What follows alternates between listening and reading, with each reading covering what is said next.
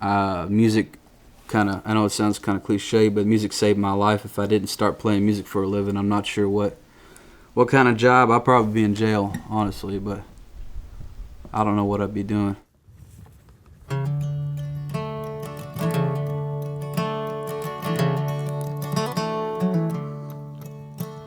Well, I've been high riding, steady side winding, placed on a game made to lose. And I fill up my cup when enough ain't enough, and I lay down wherever I choose. What a life of a rambler is matched by the gambler. I'm reeling straight out of my mind, 'cause it just don't feel right underneath all these lights. So I hide in the pleasures I find. I was born and raised in a little East Texas town called Canton, and all my family lives here in Texas. I've got some family in Louisiana, but I guess that's what keeps me in Texas is my family and the land, you know. I love the state. What do I love about the state of Texas? I guess the culture, the people, the music, the food. At the time, I was directionless. I didn't know where to go, what to do with my life. I'm a high school dropout. You know, I was homeless, living in my car, and I started getting gigs, and it put food on the table for me, and it allowed me to hone my craft in songwriting. Two guys that really influenced my direction and really gave me a leg up and a helping hand was Colter Wall and Charlie Crockett. You know, I met Charlie playing around Dallas, and he took off like a rocket ship, and he's done everything in his power to help me and champion me. And when I met Colter, he took me on tour and introduced me to the nationwide audience. So if it wasn't for those boys, I wouldn't be anywhere. I guess I'm considered part of the next generation of Texas songwriters.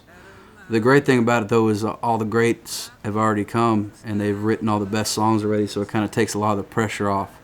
We're just having fun at this point, you know. We are somewhere around here, around that cactus paddle.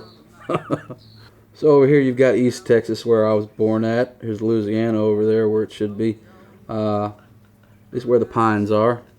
Down here, this is the hill country. We got South Texas here. That's where Charlie Crockett's from. West Texas, you're gonna find some more some desert lands and some good people making good music. Nobody's really sure what goes on up here in the Panhandle, but it's a good place to be too. And then you got Dallas and Fort Worth. I don't really have too much to say about Dallas and Fort Worth. I love them, but that's it.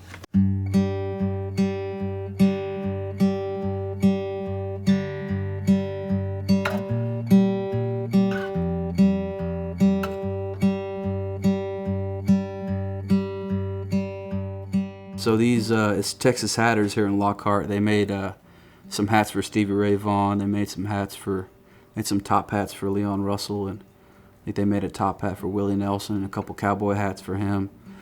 They've been around for 4 generations now, and pretty a staple in Texas hat making. And we have a couple styles in mind. You had talked something about maybe a cattleman's crease, but maybe I'm thinking with your hair, your face, maybe you decide to grow your beard and mustache out more. RCA might work.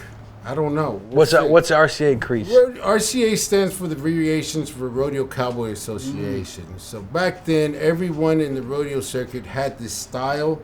You could walk in anywhere, but if your hat was not shaped like that style, you were not allowed to be in the back arena with everybody else. So that's the little clique that cowboys had at this rodeo cowboy, and that's what the RCA came about. If we shape it one way and you don't like it, we could always punch it out and reshape it a different way. So. Yeah.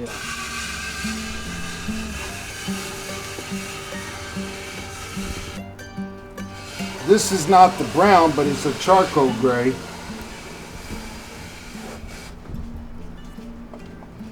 I also get a facial every day. Most ladies get jealous because they said, "You get a facial for free, David?" Charcoal gray looks good too, but like I said, the brown will go good with your hair and everything. Slicker than a tick on a fat dog's ear. I like it. Let's get it.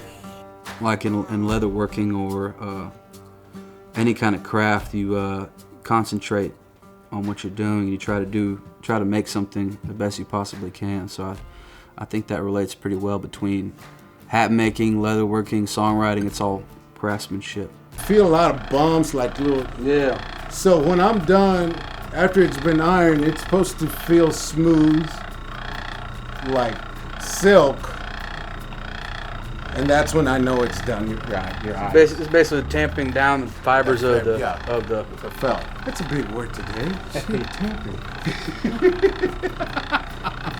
As a songwriter, as songwriters, we take in a lot of what we see and hear around us and put those in the blender, the creative blender, to write these songs. This new tune that I wrote, I guess I was just thinking about. I was thinking about Texas in my home. You know, the Blackland prairies run up from Fort Worth down to San Antonio, and I lived in Fort Worth for a long time, and now I'm in San Antonio. So I was thinking about that stretch of land, and you know, kind of let it hit me.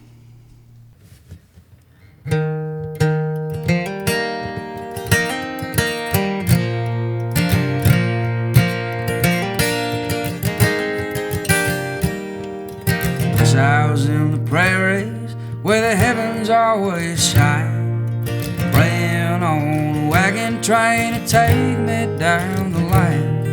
It's worth my weight in silver, and it's worth my weight in gold, worth my weight in diamonds, but I swear nobody knows.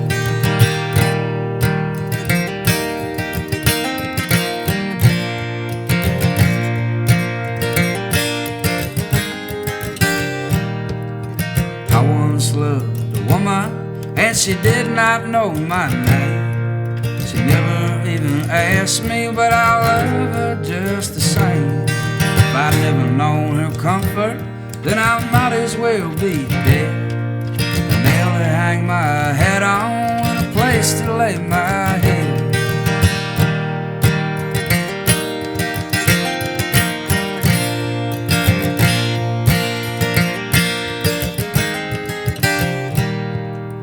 If I die tomorrow, won't you find me where I roam, through the world that I have traveled, to the prairies I call home.